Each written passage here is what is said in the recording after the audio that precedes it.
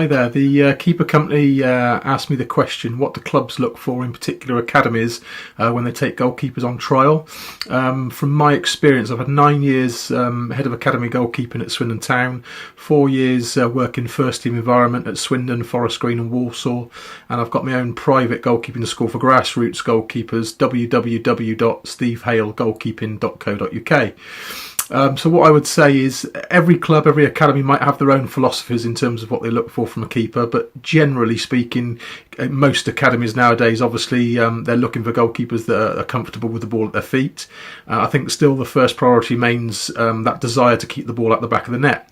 Obviously, at the younger ages, that's probably the main concern is having that passion to keep the ball at the net. But as they progress through the system, again, being comfortable with their feet, being able to play out from the back to receive is really important. So that's quite a crucial part in the modern game, which for some grassroots goalkeepers is not easy because a lot of grassroots football can be quite direct, so they're not used to perhaps receiving back passes and finding a pass into a fullback or a defender or a midfielder.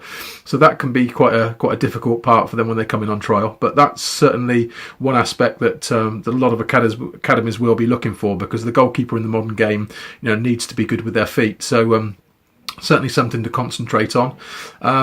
I think you have to look for a bit of character as well. I know it can be quite daunting if you're going in on trial and you don't know anybody and you're trying to impress. But I think you've got to come in and show a bit of character.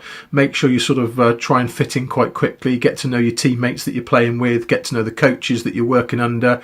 As a coach, you're sort of looking for a goalkeeper particularly who's got a little bit of character, who's not a shrinking violet. So it's important that you come in and try and portray that you feel confident and that you're not too nervous. You're bound to have some nerves, but try not to show those nerves. Show that you're a confident character. So I think that's quite important. The ability to learn, ask questions, don't be afraid if you're not sure of something, show that you want to learn, show that there's room to develop you. So I think asking questions is quite important if you're not sure on anything. One thing some academies will look at, not every academy, but some academies, unfortunately, size will be an issue. It's not something that I necessarily agree with, but I know that there are clubs and coaches that do look at size. Now, all I say on that front is you obviously can't affect your size. You are what you are. But if you're not the tallest of goalkeepers, just make sure that everything else within your game is good. Whether it's your receiving skills, passing skills, whether it's your determination to keep the ball at the back of the net.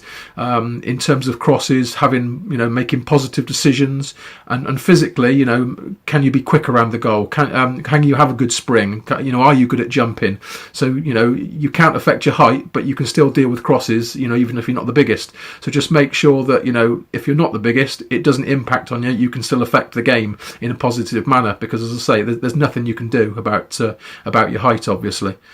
I think those are the sort of the main things, really. Be positive, enjoy it, try not to be nervous, or certainly try not to show that you're nervous. Show that you've got a bit of a character about you, because I think that apart from the technical aspects, I think psychologically, socially, and psychologically, it's important that you can become that confident character.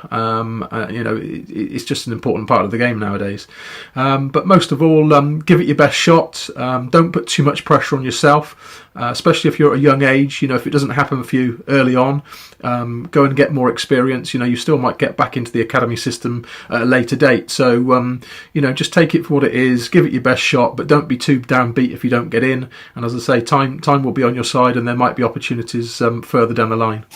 Hopefully that helps. Wish you all the best.